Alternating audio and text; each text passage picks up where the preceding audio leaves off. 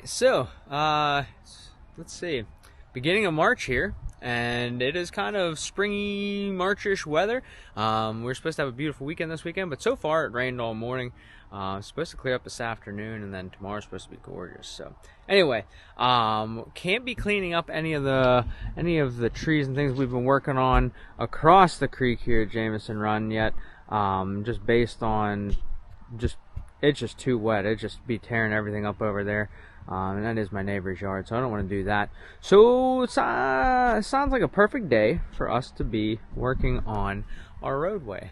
Reason being, if you could see this big mud hole here, I got both of my dump trucks, the GMC and the Ford, stuck here the other day, and I am actually unable to get firewood in or out from the processor area at all right now. So that runs us a predicament. So we really need to put some time in to fixing this road and getting this actually underway. We did get a cut in on a previous episode, but now we need to kind of lay a top coat, scrape off this topsoil, get some shale down as a base. Also, we talked about doing this section over here for the sawmill.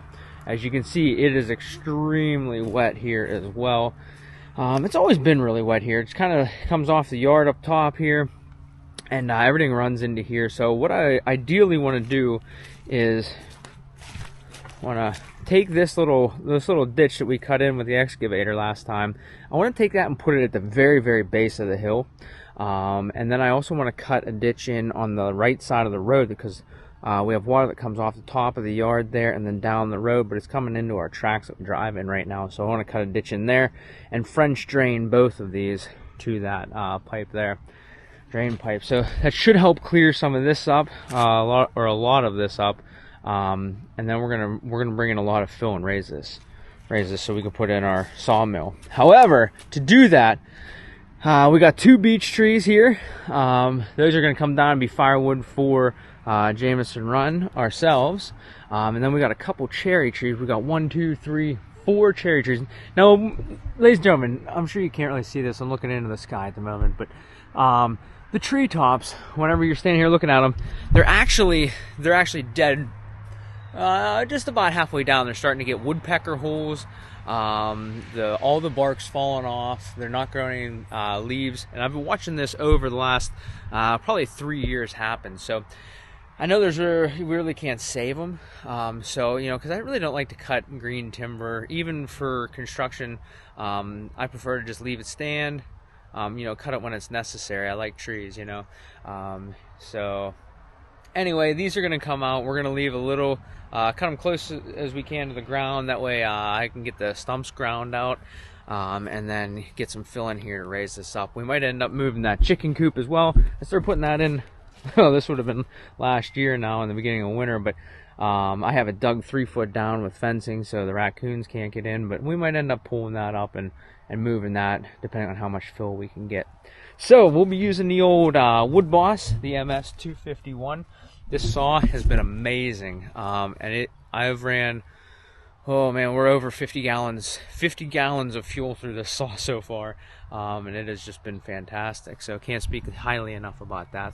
But we're gonna be doing a couple different things. One of the things I really wanted to show you, and I know this is kind of a long intro, I have a lot to say, but we're going to do a couple standard cuts on the the beech trees up here. We're going to do a couple standard cuts because they're very straight. We're going to be dropping them all uphill here. That way I can limb them all in this spot here. And then we're going to drag them right over to the processor. And I can stack them up for sawmill logs if we have any that are good straight pulls, those kinds of things. But standard cuts on these, they're very straight, up and down. There's no lean. So we'll drop the little one, the big one, then we'll drop these 3 all in one. And then from there, we're going to come over and we're going to do a couple really cool cuts today. They take a little bit of time, but it's one of the cuts, and correct me if I'm wrong on the name of this, but I've always known it as a keyhole cut, or a tongue and groove cut. I've heard it as that as well. So you cut tongue and groove, and you'll see what I'm talking about, but that tongue keeps the tree falling exactly where you want it to fall.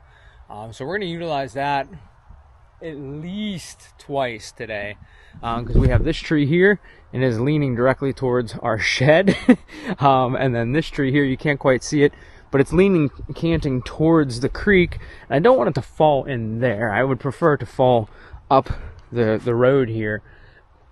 So we're going to test that cut on the base of this and see if we can get all that momentum to kind of twist away from this group of trees so we don't damage those, and drop it on the road. Then we can have a little bonfire there or a little bonfire here. But hang tight, we're going to get that set up and start dropping some trees. Enjoy.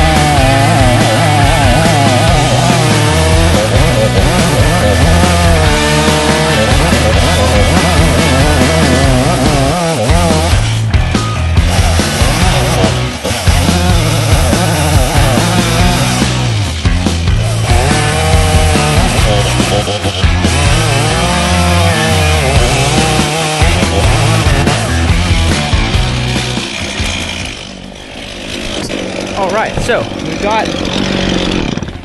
we got the birch trees, beech trees. We got the beech trees down. Dropped them once I got to looking at them slightly different than I wanted to. But now they're all easily accessible for limbing them real quick. Get all those limbs taken care of. Get those out of the way. So the next one we're gonna go for is this cherry swaying in the wind. So we're gonna go ahead and knock that out with that keyhole cut I was telling you about. So then we'll be putting the old East Wing axe to work here. Got a new one.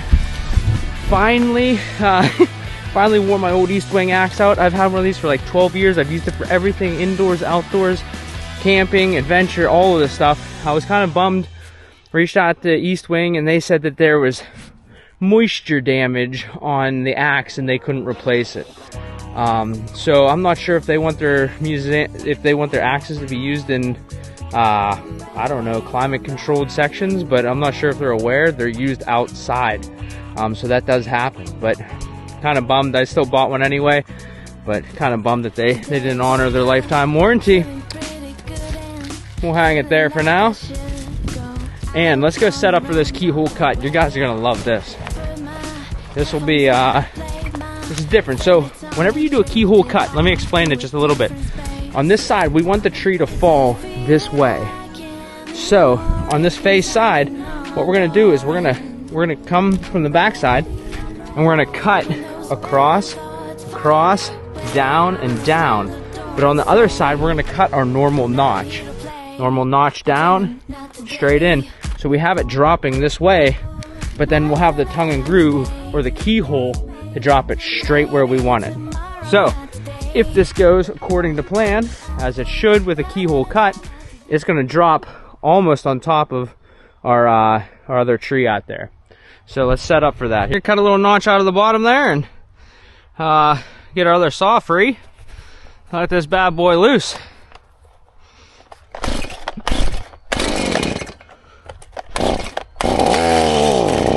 Oops.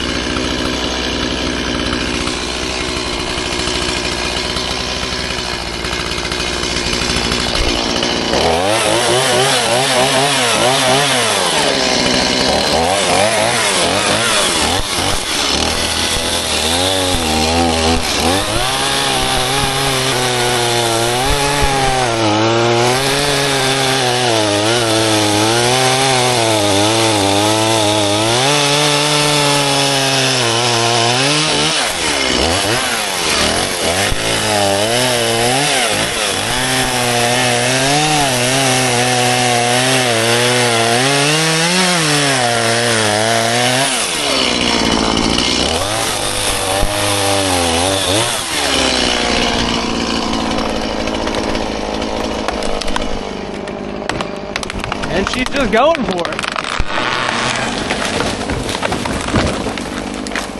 Well, that's exactly what you don't want to do. My keyhole got messed up because of that. And I cut it, it fell, so we're going to end up dragging that out of the trees with the tractor. Hopefully it will cut out. It will drag out. Well, that's how it goes sometimes. Let's drop another.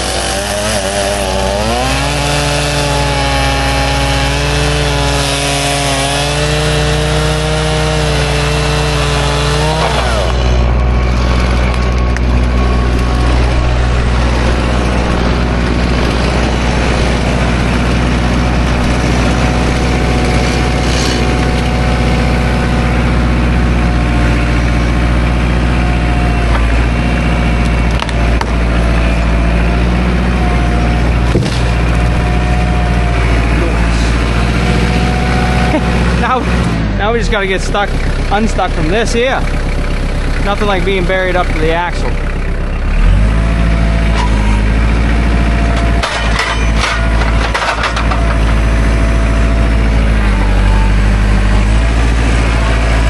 There we go. No problem.